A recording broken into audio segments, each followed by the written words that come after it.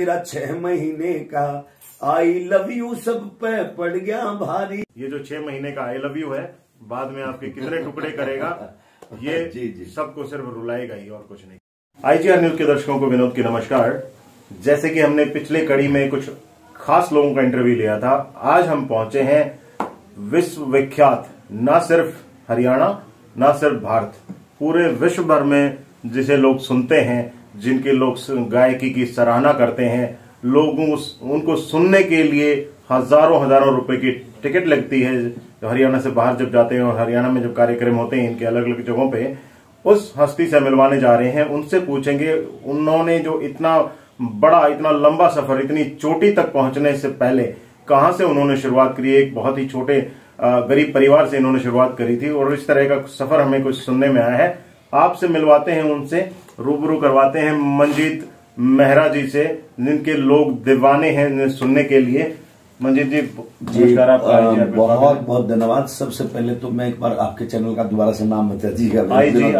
IGR news channel का सबसे पहले तो मैं आपके चैनल का धन्यवाद करता हूँ विनोद भाई, क्योंकि इस देश के अंदर बिकाऊ मीडिया बहुत है, जिसका अभी प्रत्यक्ष को प्रमाण की जरूरत है। ये जो NDTV के अंदर जो रवीश जी होते थे वो आपकी तरह बड़ा साफ बोलते थे और उसके अंदर कोई पक्षपात नहीं था किसी प्रकार का, ना किसी जाति विशेष का, ना किसी धर्म विशेष का। जो उनको कहना होता था वो खरे पत्रकार थे। तो इसलिए वो NDTV चैनल को चंद चालाक लोगों ने खरीदने का काम किया और वो जिनके छक्के मारने का काम करते हैं आजकल वो उन्हीं की रिपोर्ट वो लोग देने का काम करते हैं। तो आपकी छवि में मैं जहां तक मैं देख रहा हूं, आप मेरे गाँव के निवासी हो, मैं आपके अंदर रवीश भाई की छवि देख रहा हूं। तो आपके चैनल का मैं धन्यवाद करता हूं। रही बात सर नाम कमाने की, आगे बढ़ने की, ऊंचा बढ़ने की, क्योंकि मैं एक बहुत ही सामान्य और गरीब परिवार में पैदा हुआ। मेरे पिताजी मजदूरी करते थे और मैं तो बड़ा भुगत भोगी हूं। हम लोगों ने भी जैसे भाई 6ठी क्लास तक जब आए तो गवर्नमेंट स्कूल में हम लोग पढ़ते थे, ज्यादा अच्छा सा स्कूल नहीं होता था। हमारे गांव में भी स्कूल था तो उस समय वो 10वीं तक था। तो हम लोगों ने धीरे धीरे जैसे पढ़ने का काम किया। और रही बात कपड़ों की, कपड़े तक का भी हमें टोटा होता था, क्योंकि जब हम पैदल चलते थे जैसे घास फूस भी लाए थे हम लोग और पानी का भी बड़ा दिक्कत आती थी। पानी भी मटके पे हमने ढो रखा है। तो धीरे धीरे जैसे जैसे गाय भैंसों को पानी पिलाने के लिए जाते थे और आपको यकीन नहीं आएगा पैरों में चप्पल तक नसीब नहीं होती थी। कई बार तो ऐसा होता था जो गाय भैंसों का जो चोथ होता था, जिसको हरियाणी भाषा में बोलते हैं, जो पेशाब होता था, उसमें हम कच्चा रेत होता था हमारे यहाँ पर, तो उसमें पैरों को भिगो करके इस तरह से तालाब की तरफ जाते थे और तालाब में फिर पानी पिला के धीरे धीरे फिर आते इसी तरह से गर्मी से बचने के कारण लू लगती थी और पैरों में जलन होती थी। उससे इस तरह के माहौल से हम निकल करके टायर की चप्पल हम लोगों ने पहनी, हवाई चप्पल पहनी, जूता बड़ी मुश्किल से नसीब हुआ था 6ठी क्लास में। और जब 6ठी क्लास में हम लोग दर्जी के पास गए तो दर्जी फीते से नापा नहीं लेता था। तो वो समय मुझे याद है, यहाँ पर एक चिरंजी छिप भी होता था दर्जी। अच्छा। तो जब पहली बार किसी बारात में मुझे जाना था तो मेरे पापा जी वहां लेकर के गए और उन्होंने कहा भाई लड़के का कुर्ता पजामा सिलना है। तो मैं बाहर खड़ा, उन्होंने बाहर से देखा, साइज देखा मेरा कि इसकी हाइट कितनी है, तो उसी हिसाब से उन्होंने कुर्ता पजामा मेरा सिल दिया। तो ये यहाँ तक हम लोग ऐसे ऐसे माहौल से चल करके यहाँ तक आने का काम किया। फिर जैसे गाँव के अंदर जब स्कूल में हम लोग पढ़ते थे तो जाति व्यवस्था बड़ी उस समय चरम सीमा पर थी। हालांकि मेरे गांव का मैं शुक्रगुजार हूं, मेरे गांव के अंदर इतना नहीं था, लेकिन फिर भी हम लोगों ने धीरे धीरे इस चीज को सहन करने का काम किया। जैसे गांव के अंदर बिल्कुल नहीं था, इस बात से मैं पूरी तरह से सहमत हूँ। हाँ, गांव के अंदर जैसा अभी मंजीत भाई साहब ने बताया कि जो इनकी माताजी हैं, हम एक ही गांव से हैं, इनकी माताजी मेरी ताई है, हमने साथ में हमारे खेतों में भी काम किया उन्होंने। और मेरे साथ में जब हम भी उनके साथ काम करते थे, मैं थोड़ा स्लो काम करता था, धीरे हरियाणवी में माठा, स्लो काम करते हैं उसको माठा कहते हैं। जी। तो मैं ताई क्या करती, माठे आगे होले प्याज वगैरह की साथ में करते थे। और किसी तरह की जाति प्रथा, जातिवाद में बटा हुआ हमारा गांव बिल्कुल नहीं है। वहीं एक साथ बैठते, एक साथ चाय पीते हैं, एक ही परिवार जैसा सब लोग रहते हैं। और बेशक उस बात की बात, इसमें कोई दो राय नहीं कि बहुत ही गरीब परिवार से, जैसे अभी बड़े भाई साहब ने बताया कि किस तरह वो चप्पलें नहीं होती थी, इस तरह की स्थिति से उठ के वो इतना संघर्ष भरा जो आपका सफर रहा है, वो शुरुआत कहाँ से करी है गायकी की, जिसके लिए आप विश्व विख्यात हो चुके हैं? इसमें जैसे हम लोग पहले तो हम साक्षरता अभियान में चले। साक्षरता अभियान के अंदर जैसे नाटक होता था, सुंडू का ब्याह, सास बहू का झगड़ा, शिक्षा पर सिस्टम होता था, उसमें जैसे 10th क्लास में मैंने गाना लिखा था, ये बंद वो गाने के बोल थे, सब कुछ एक दिन बट जाएगा, नहीं बचेगा कोई, लेकिन विद्या साधन ऐसा है जिसे बांट सके ना कोई। माँ भी बटती, पिता भी बटता, घरवाली और पुत्र भी बटता, और कुटुंब कबीला सारा बिटता, बेडरूम और रसोई, लेकिन विद्या साधन ऐसा है जिसे बांट सके ना कोई। तो इस तरह से ये आपकी पहली कविता थी। हाँ जी, हाँ जी, ये मेरी पहली। ध्यान से देख लीजिए दर्शकों, यही वो कलाकार हैं जिन्हें आप सुनना पसंद करते हैं, और सपना चौधरी को जिन्होंने मुंह तोड़ जवाब दिया था, ये इनकी पहली कविता, शायद आपने पहले कभी नहीं सुनी होगी। आज जब पुरानी बातों को याद करते टाइम इनको याद आ गया। तो आप नाटक मंचन करते थे, स्टेज शो वगैरह भी करते थे? हाँ जी, हाँ जी, सम्मानित किशनचंद शर्मा जी के साथ हम लोग जाते थे, और मेरे ही गांव से एक लड़का राजेश दलाल जी थे, हम लोग वहां जाते थे। तो वहां पर कभी तोतले का रोल मिलता, कभी छोटा मिलता, तो हम लोग छोटे मोटे रोल करते रहते, और इस तरह से हम लोग आगे बढ़ने का काम किया। लेकिन जब मैंने देखा, मैंने जैसे पानी आख्या का बिन बात तो आया ना, मेरी कुछ तो लागी थी जो गया भुलाया ना, इस तरह का सॉन्ग मैंने लिखा। तो फिर जैसे हमने सास बहू का झगड़ा, धारे का ब्याह, तो धारे का ब्याह इस तरह का किया। तो फिर जैसे मैं लिख डाया, भैंसा ने लेकर कुएं धोरे जोड़ आया, भैंसा ने उड़े छोड़ आया। तो इस तरह की बहुत सारी कविता हम लोगों ने की। माँ बाप पे किया हमने, भाई मतलब का जमाना साथी एक ना रहा, ब्याही वीर भाईचारा बालक मन ना कहा। तो इस तरह की कविताएं वो करते करते करते करते मैं फिर वहां पर हमें थोड़ा थोड़ा हमें मान सम्मान मिलने लगा, जिससे हमारा थोड़ा गुजारा चलने लगा। तो थोड़ा थोड़ा स्ट्रांग होते चले गए।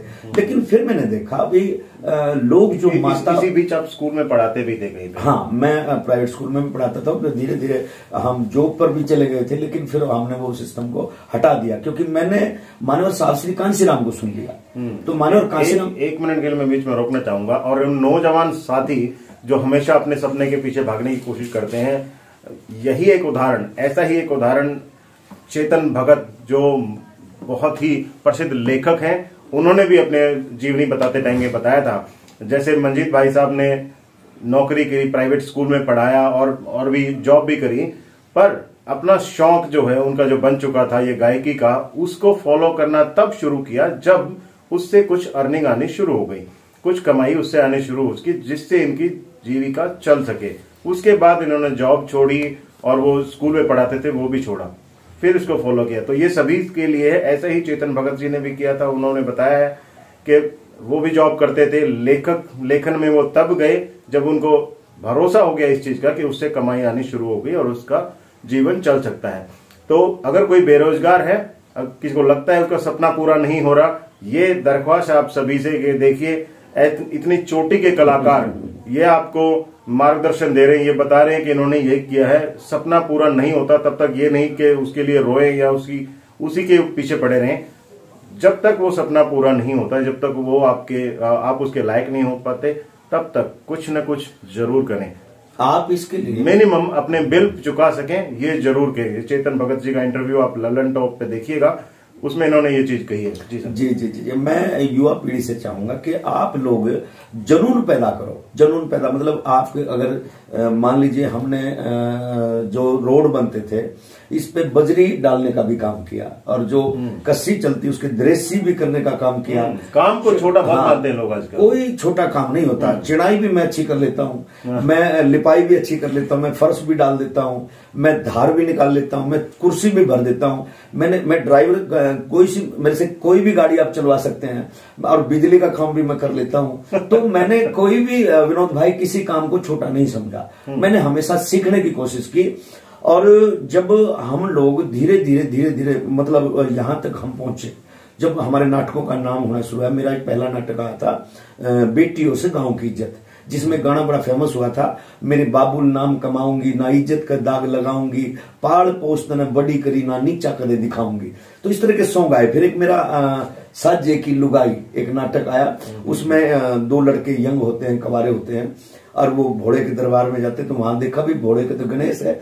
तो वो रोमांटिक बड़ा गाना था कि तेरा ऊंचा नाम से भोड़े हाथी वर्गे हो रे छोरे, महारा भी तू ब्याह करा दे, हमने भी तू बहू दिवा दे, छोरी चाहे कितनी ला दे, छोरा की हम ले लगा दे, लंगड़े लुल्याते विधि से, काने टूंडाते विधि से, महारा भी तू घर बरसवा दे, रांडे पड़ते पिंड छटवा दे।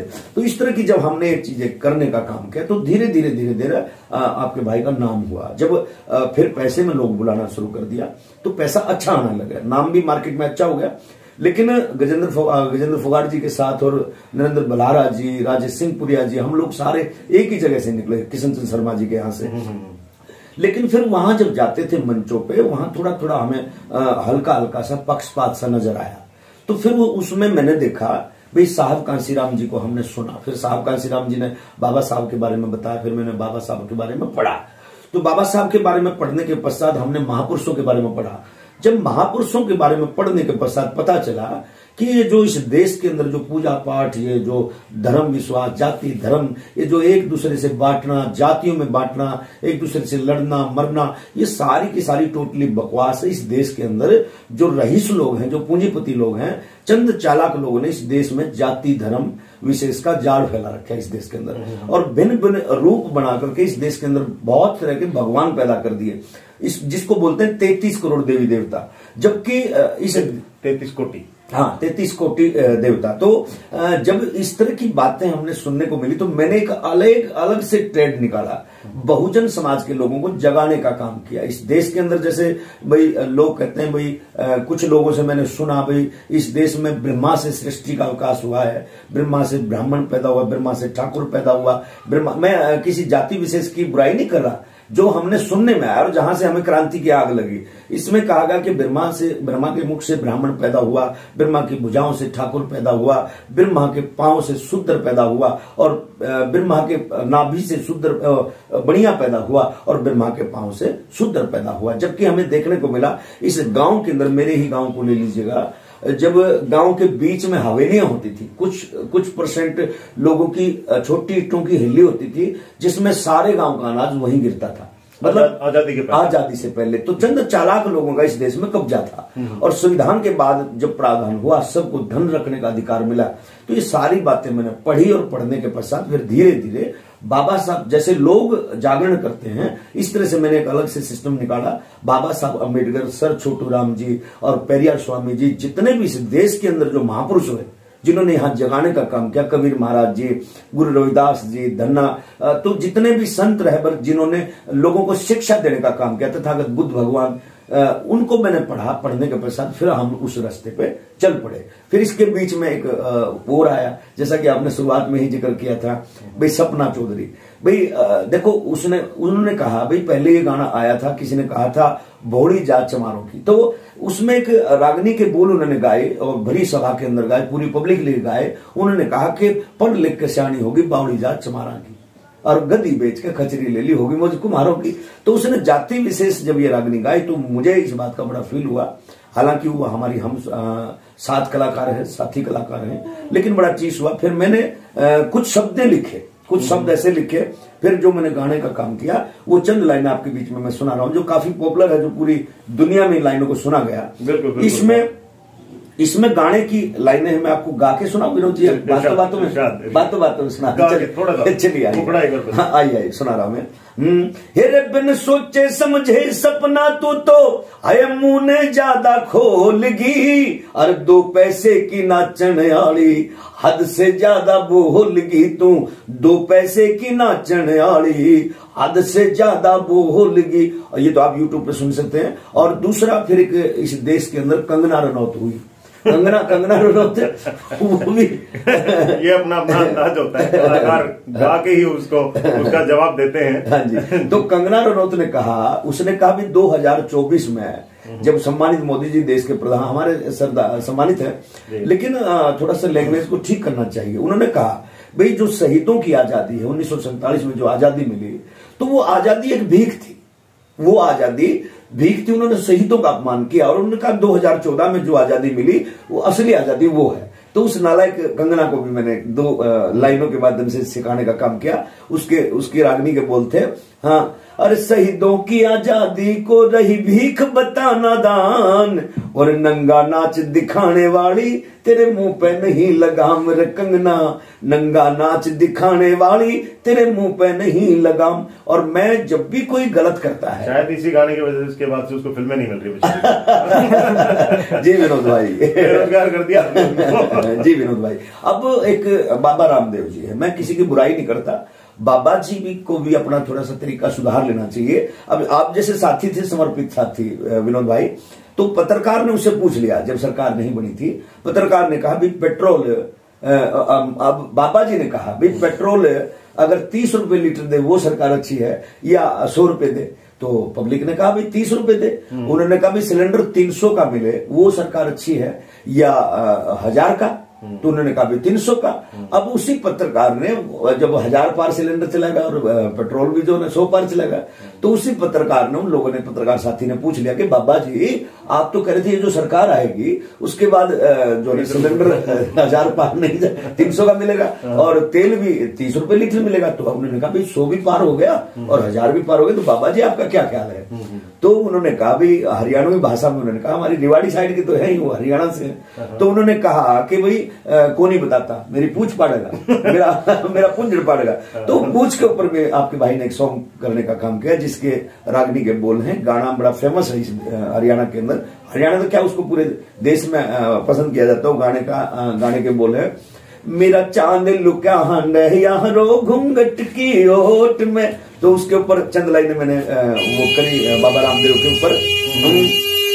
तो पूछ के ऊपर उन्होंने कहा मेरी पूछ पाड़ेगा के, तो पूछ के ऊपर मैंने लिखा क्या, दिखा कितनी लंबी पूछ तेरी, दिखा कितनी लंबी पूछ तेरी, अरे 1.5 आंख के काने, दिखा कितनी लंबी पूछ तेरी, अरे 1.5 आंख के काने, सलवार पहन के भाजा था जब देखे थे तेरे दाने, सलवार पहन के भाजा था जब देखे थे तेरे गाने। मैं युवा कलाकारों से भी कहूंगा कि जब गलत होता है तो आप आवाज उठाइए।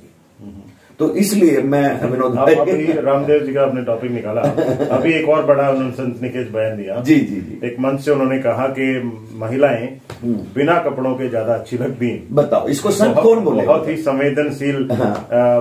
संवेदनशील ये बयान था। इसके बाद महिला आयोग ने उनको तुरंत प्रभाव से लेटर वगैरह भेजे, जिसके बाद उन्होंने FIR दर्ज होने से पहले ही माफी पत्र भेजा। तो मतलब उनकी आदत बन चुकी है कि उनकी आदत है गलत बयान देना फिर माफी मांगना। विनोद भाई, जब आपका पूरे देश में नाम है, दुनिया में आज बाबा रामदेव को जानते, तो उसको थोड़ा सम्मान, हाँ, तो उसको थोड़ा देख लेना चाहिए आप क्या बोल रहे हैं क्या नहीं बोल रहे हैं। तो इसलिए मैं आपके चैनल के माध्यम से जो अभी आपने बताया, मैंने सुना तो मैंने भी था, लेकिन सही तरह से आपने बताया कि महिलाएं बगैर कपड़ों के अच्छे लगते हैं। अब ये बताओ साधु का काम थोड़ा ही है, ये तो नालायक व्यक्ति है। तो इसलिए मैं आपके चैनल के माध्यम से बाबा रामदेव की निंदा करता हूं और बहुत ही घृणित उन्होंने शब्द निकाले, और मैं चाहूंगा आपके चैनल के माध्यम से कि वो महिलाओं से माफी मांगे, क्योंकि आज महिलाओं को बाबा साहब अंबेडकर, देखो महिलाएं वो किसी भी जाति की, किसी भी जाति विशेष की हैं, आज महिलाओं को अगर बराबर में खड़ा होने का हक अधिकार दिया, क्योंकि बाबा रामदेव का कसूर नहीं मानता, क्योंकि वो महिलाओं से ही दुनिया है। जी, महिलाओं से दुनिया, हम भी महिलाओं से पैदा हुए और बाबा रामदेव को भी किसी महिला ने पैदा किया है, तो उसको सोच लेना चाहिए इस बात को। और मैं वो जो है जो जैसी संगत वैसे जैसे माहौल में आप रहोगे तो आप उसी तरह की तो लैंग्वेज यूज करोगे। अब भाई जहां जिसके पास रहता है, संगत से तात्पर्य बीजेपी तो नहीं, बस वो यूं लगा लो आप भाई, केवल बीजेपी नहीं, जो इस तरह की बात करता है, जो इस तरह के जो नालायकपना करता है, वो किसी भी पार्टी में हो सकता है, जिसकी सोच इतनी छोटी है। अब एक ने यूपी के अंदर किसी मंत्री ने कहा था, जो आए दिन रेप होते थे, रेपों के ऊपर मंत्री ने कहा भाई बच्चे हैं, युवा हैं, नादानी कर लेते हैं। और किसी ने ये भी कहा कि भाई जो रईस लोग हैं उनका तो काम ही है, और दलित लोगों की बहन बेटियां कुछ ली जाती हैं। तो इस तरह का आए दिन इस तरह के जो बयान देते हैं जिसका कोई आधार नहीं होता, तो इस तरह के बयान जो देते हैं, ये इस तरह की इनकी जो परवरिश है ना, वो परवरिश की देन है। हाँ, ये बिल्कुल हम तो बातों में राजनीति की तरफ ज्यादा चले गए। अपने करियर के बारे में बातें कर रहे थे, आप इन बुलंदियों को आप छू चुके हैं। हम दर्शकों को दिखाना चाहेंगे, इतने ज्यादा पुरस्कृत, इतने ज्यादा पुरस्कार इनको मिल चुके हैं कि घर में जगह नहीं बची है रखने के लिए। घर में किसी भी तरह की जगह, हम आपको पूरा वीडियो देखना है, ये देखिएगा। जैसे आप देख रहे हैं इस तरफ, चारों तरफ आप घुमा के हम कैमरा आपको दिखा रहे हैं। टच ओके, वो मुझे घुमा दिया था चारों तरफ आपको कैमरा घुमा के दिखा रहे हैं कि घर में किसी भी तरफ जगह नहीं है जहां पे और पुरस्कार ये रख सकें। तो और गांव में रहते हैं, देहात से जुड़े हुए हैं, लगातार इतने बड़े कलाकार हो चुके हैं। कभी शहर में स्थानांतरण करने का आपका मन नहीं करता कि आप इतने बड़े प्रसिद्ध कलाकार वहां पे पहुंचे। देखिए गांव से इतना जुड़ाव क्यों है? जी जी विनोद भाई, मेरा जो गांव है ना बहुत अच्छा गांव है, जिसमें सभी जातियों का आपस में तालमेल है। हम लोग एक मटके में पानी पी लेते हैं तो और इकट्ठे बैठ के एक थाली में हम लोग खा लेते हैं, सभी जातियों के लोग। तो मेरा गांव बहुत अच्छा है, तो मैं गांव को क्यों छोड़ू भाई? इसलिए मुझे यहाँ मजा आता है। और फिर शहर की बात कुछ और है, शहर के अंदर आप एक दूसरे से भाई लस्सी नहीं ले सकते, भाई सब्जी नहीं बनी तो एक कटोरी नहीं ले सकते। भाई हरियाणा में बना नहीं टकेंगे। लास्ट में 2 लाइन हरियाणा वाले स्वाद लेने भी जरूरी है। ब्राह्मण के स्वाद न्यारे हैं, फ्री का शीत, फ्री के साग। दूसरा आज बहुजन समाज के लोगों ने इतना सहयोग मुझे किया है, तो आज मेरा बेटा फिजियोथेरेपिस्ट डॉक्टरी का कोर्स कर रहे हैं, वो भी हॉस्टल में रहते हैं रोहतक पीजीआई में। और बिटिया वो साइकोलॉजी से एमए कर रही है, वो भी हॉस्टल में। बिटिया को बड़ी बिटिया की शादी कर दी, वो भी ठीक है परिवार में। तो इसलिए हम दोनों मियाँ बीबी हैं, मम्मी है मेरे पास, तो पापा जी चले गए। तो अब ज्यादा नौबत भी नहीं है, वो लालसा भी नहीं भाई शहर में रहने की, सेक्टर में रहने की। मेरी तो बस एक ही तमन्ना, जो समाज के लोग हैं वो लोग अपने बच्चों को पढ़ाएं, पाखंडवाद की तरफ ना जाए। क्योंकि बाबा साहब अम्बेडकर ने कहा, मेरे गाना बड़ा पॉपुलर है विनोद भाई, कोई शंकर कोई राम को पूजे, कोई भगत हनुमान का, मैं बाबा साहब का फैन हूं और फैन हूं कांसीराम का, या बाबा साहब का फैन हूं और फैन हूं छोटू राम का। तो इस तरह के तो एक गाना मेरा नया आया है जिसमें बाबा साहब अम्बेडकर ने कहा कि जब तुम सुबह उठोगे, ये बात दर्शकों से चाहूंगा कि इस बात को बड़े ध्यान से सुने, कि जब तुम सुबह उठोगे आपको 2 घंटी सुनाई देगी। 1 घंटी आपको मंदिर की सुनाई देगी, 1 घंटी विद्यालय की सुनाई देगी। तो मंदिर की तरफ जाओगे तो बेवकूफ बनोगे। उसके अंदर क्या होता है, मंदिर की तरफ जब हम जाते हैं तो भाई उसमें जो ना पित्तल घुस गया, माता रानी घुस गया, फलाना दिखड़ा। मेरी दादी 100 साल की होकर मरी, उसने कहा भी भूत प्रेत कुछ नहीं होता, अगर मानस में भूत बढ़ जाए तो मानस पाट जाए। तो इस तरह से पाखंडवाद से हम लोगों को बाहर निकलना पड़ेगा। तो उस गाने में मैंने लिखा है, बाबा साहब ने कहा जब तुम सुबह उठोगे आपको 2 घंटी सुनाई देंगे, एक विद्यालय की और एक मंदिर की। तो विद्यालय की तरफ जाओगे तो बुद्धिमान बनोगे, और मंदिर की तरफ दौड़ोगे तो बेवकूफ कहलाओगे। तो इसलिए उस गाने के मेरे बोल है, एक मंदिर का घंटा बजता, घंटी बजे स्कूल की, मंदिर में बेवकूफ बने, विद्यालय विद्वान। अब मर्जी आपकी है भाई, तुम्हें कौन से रास्ते जाना है।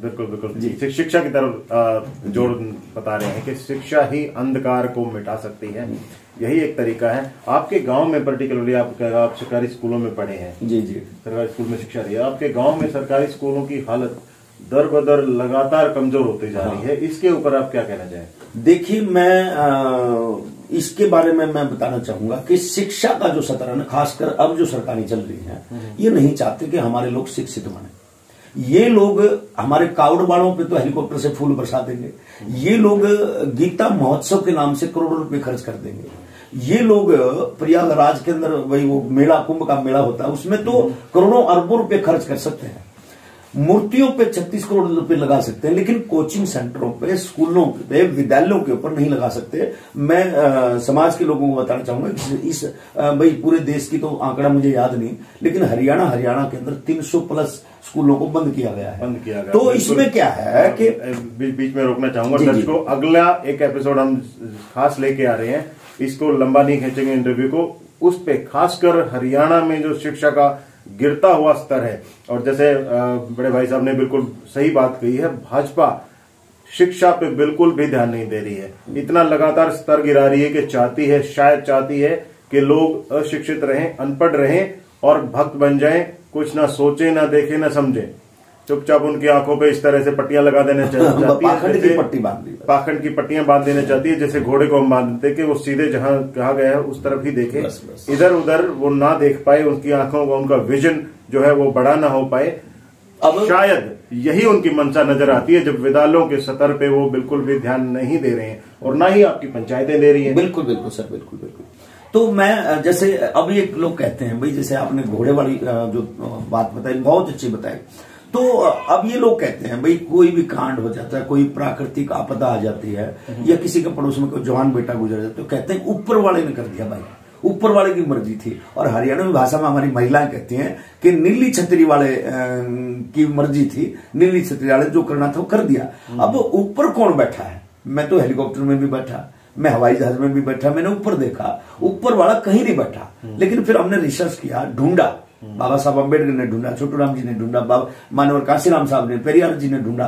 तो ढूंढा कैसे? फिर हमने ऊपर वाला ढूंढा। ऊपर वाला कैसा, मैं पब्लिक को दिखाना चाहूंगा कि ऊपर वाला कैसे, इस शरीर के अंदर ही ऊपर वाला है। जैसे हम पैरों की तरफ से चलेंगे, पैर की उंगली, टखने, पिंडी, घुटने, सांतर, तगड़ी, पेट, छाती, कंधे, गर्दन, ठुड्डी, लिप्स, नाक, आंख, सिल्ली और माथा। फिर क्या है ऊपर वाला? अब ये सोचने की बात है, ऊपर वाला है क्या? ऊपर वाला ये दिमाग, ऊपर वाला दिमाग। और इस दिमाग जो ऊपर वाला है, इसकी ना तो धूप बत्ती की जरूरत है इसे, ना इसे चढ़ावा चढ़ाने की जरूरत है, ना इसे घंटा बजवाने की जरूरत है। इस ऊपर वाले की खुराक है विद्या, शिक्षा, पढ़ाई। जिसने ऊपर वाले में पढ़ाई डाल ली, जिस मेरी माता बहन ने ऊपर वाले को खुश कर लिया, इसकी खुराक दे दी, शिक्षा, विद्या, पढ़ाई, तो वो तो कटिंग करा के घूमने वाले चेयर पे बैठेगी और उसका तो हुक्म चलेगा, है ना। और जिसने ऊपर वाले को खुश नहीं किया और धूप बत्तियों में, मंदिरों में जाकर के चढ़ावे चढ़ाते रही और पढ़ाई नहीं पढ़ी, बच्चों को नहीं पढ़ा, तो उसका ऊपर वाला ना खुश, पास करा दी, नहीं लाऊंगा, बाबा पास करा दी सब। अब बड़े टाइम होते थे, मेरे अंकल जी होते थे, तो बड़े भोले टाइम थे, वो 6ठी 7वीं कक्षा में पढ़ते थे। तो उन्होंने कहा मम्मी मैं पास हो गया, माँ जी मैं पास हो गया। और उन्होंने वो धड़ी मिठाई ला करके बांट दी। अब बांटने के पश्चात उसने कहा भाई, वो फेल था, उसको कहा भाई तुमने तो कहा तो मैं पास था। उसने कहा भाई तुमने जो है ना पूरा प्रसाद नहीं बांटा, झूठ डाल दिए, एक लड्डू तुम खा गए। तो इस तरह की बातें होती थी। तो बिल्कुल बिल्कुल, बहुत ही मजाकिया अंदाज में और बहुत ही खूबसूरत तरीके से इन्होंने बताया कि शिक्षा किस तरह से सबसे ज्यादा जरूरी है, जो अंधकार को मिटाती है और हमारे विजन को बढ़ाती है। यही एक तरीका है कि हम आगे बढ़ सकते हैं शिक्षित होके। बिना शिक्षा कुछ नहीं है। और मंजीत मेहरा जी जो इतने प्रसिद्ध कलाकार हैं, लोग उनको सुनने के लिए घंटों लाइनों में खड़े होकर टिकटें लेते हैं, यही वो कलाकार थे जिनका जीवन इतना संघर्षपूर्ण रहा है। एक गरीब परिवार से, परिवार से जहां पे मजदूरी करने के लिए जाते थे इनके माता पिता, और ये भी बहुत बार मजदूरी पे गए हैं। समराइज हम कर देते हैं, इन्होंने शिक्षा सरकारी स्कूलों से ली है, फिर अध्यापक भी बने, और खासकर इन्होंने नाट्य मंचन किए, जो स्टेज शो होते हैं वहां पे किए। फिर धीरे धीरे इनका कद इतना ऊंचा होता चला गया। और ये कुछ पीछे तस्वीरें आपको जो दिखाई थी, वहां पे शक्ति कपूर जी के साथ भी इन्होंने मंच साझा कर चुके हैं। जी बहुत बहुत धन्यवाद सर आपका। जी जी बहुत बहुत धन्यवाद विनोद भाई। और मैं चाहूंगा कि जो स्कूलों की बात है भाई, ज्यादातर सरकारी स्कूलों में बच्चों को पढ़ाओ और मास्टरों को टाइट करो। और जितने भी सरपंच बने हैं, नवयुवक जितने सरपंच बने हैं, तो सरपंचों से और नई पंचायतों को मेरी तरफ से एक बार आपके चैनल के माध्यम से बधाई। और दूसरा उनको कहूंगा कि स्कूलों की तरफ थोड़ा सा ध्यान दें, अध्यापकों को पढ़ाने का काम करें। और सरकार से भी कहूंगा कि अध्यापकों पर ज्यादा बर्डन ना डालें। दूसरा ये जो पेरेंट्स हैं, पेरेंट्स जो बच्चों के माता पिता हैं, उनसे भी मैं कहूंगा कि जो स्कूलों के अंदर जो खाना मिलता है, मिड डे मील का खाना, वो एक मिड डे मील का खाना तुम्हारे बच्चे की ताकत बनाने के लिए नहीं है, वो एक षड्यंत्र के माध्यम से आपके बच्चे को अनपढ़ रखने का प्लान है। वो प्लान कैसे है? जब बच्चा स्कूल में जाता है तो बच्चा ये नहीं कहता मम्मी मेरी किताबें कहाँ है, बच्चा ये नहीं कहता मम्मी मेरा पेन कहाँ है, बच्चा ये नहीं पूछता मम्मी मेरा थैला कहाँ है, बच्चा पूछता है मम्मी मेरा कटोरा कहाँ है।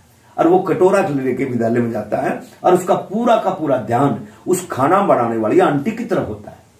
तो वो जबकि वो खाना हम घर में भी खिला सकते हैं, तो वो खाना हमें ना दे करके बाबा साहब अम्बेडकर ने जो शिक्षा में प्रावधान पैदा किया है, जो शिक्षा स्कूलों के अंदर हमें दी है, जो स्टाइफंड के रूप में जो गरीब तबके के लोग हैं उनको स्टाइफंड के रूप में, अब शिक्षा को देखो कितना महंगा कर दिया इन लोगों ने। MBBS अब गरीब का बच्चा पढ़ ही नहीं सकता। से याद आया मुझे, स्कॉलरशिप 8वीं के पहले की स्कॉलरशिप बंद कर दी सरकार ने। हाँ, तो इसके पहले स्कॉलरशिप देते थे प्री मैट्रिक वाली, वो किसी भी तबके का, किसी भी जाति का छात्र हो, वो बंद कर दी है।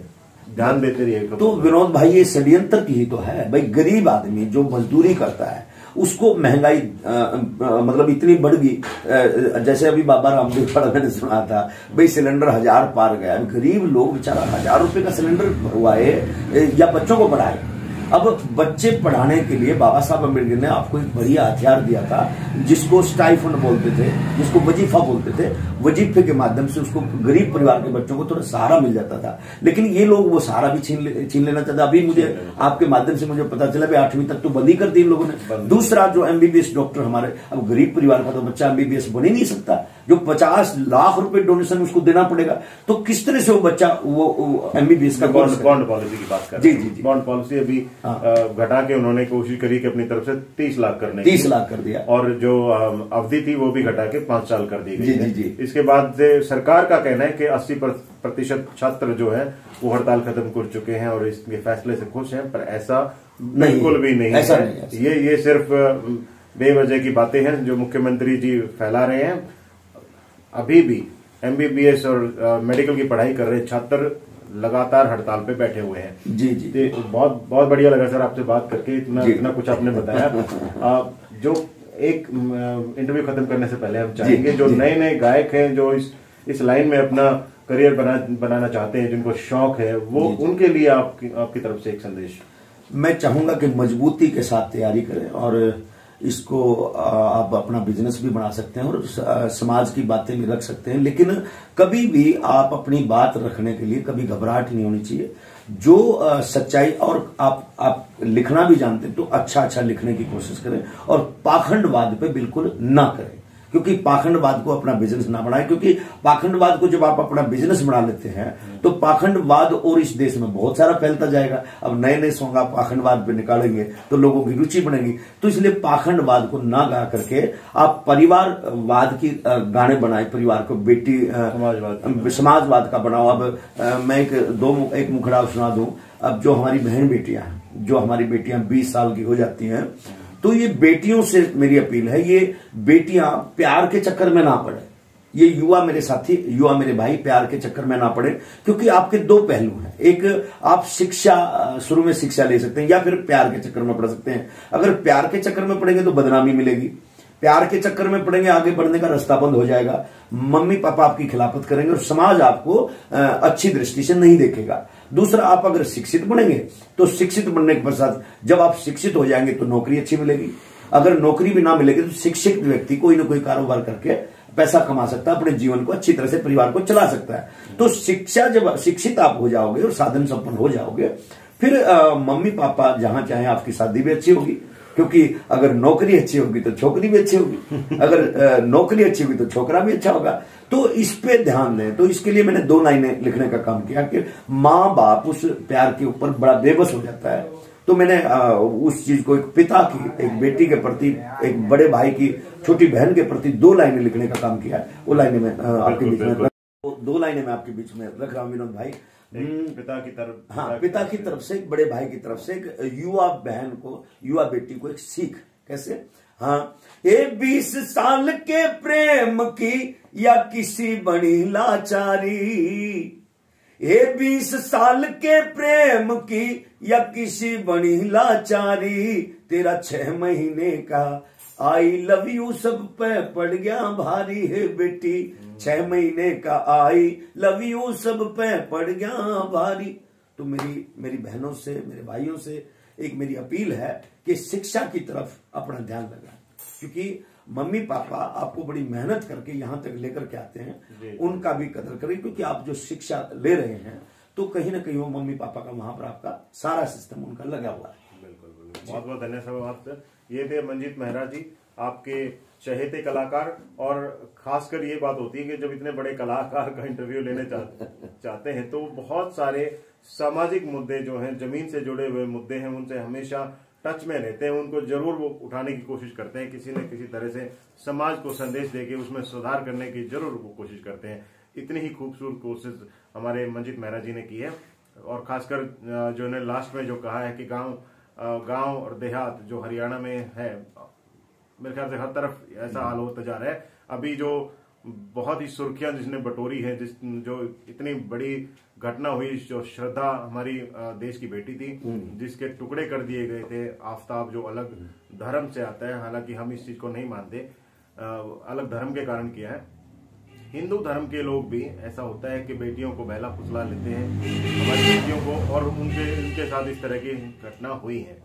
पर हम यही कहना चाहेंगे, जब मंजीत मेहरा जी ने कहा है कि बेटियों को कृपया प्यार के चक्कर में ना पड़े। माँ बाप 20 साल तक 25 साल तक आपको जितनी खून पसीने से, जितने प्यार दुलार से बड़ा करते हैं, कृपया करके उनको बता के रखें जो भी आप कर रहे हैं, इस तरह की गलत हरकतें ना करें। और गलत संगत, ये जो 6 महीने का आई लव यू है, बाद में आपके कितने टुकड़े करेगा, ये सबको सिर्फ रुलाएगा ही और कुछ नहीं करेगा। बहुत बहुत धन्यवाद IJR न्यूज से जुड़ने के लिए। ज्यादा से ज्यादा खबर को शेयर कीजिएगा। बहुत बहुत धन्यवाद। जय भीम, नमो बुद्धाय। हर खबर और नई वीडियोस देखने के लिए फेसबुक पर लाइक, इंस्टा पर फॉलो और यूट्यूब पर करें सब्सक्राइब।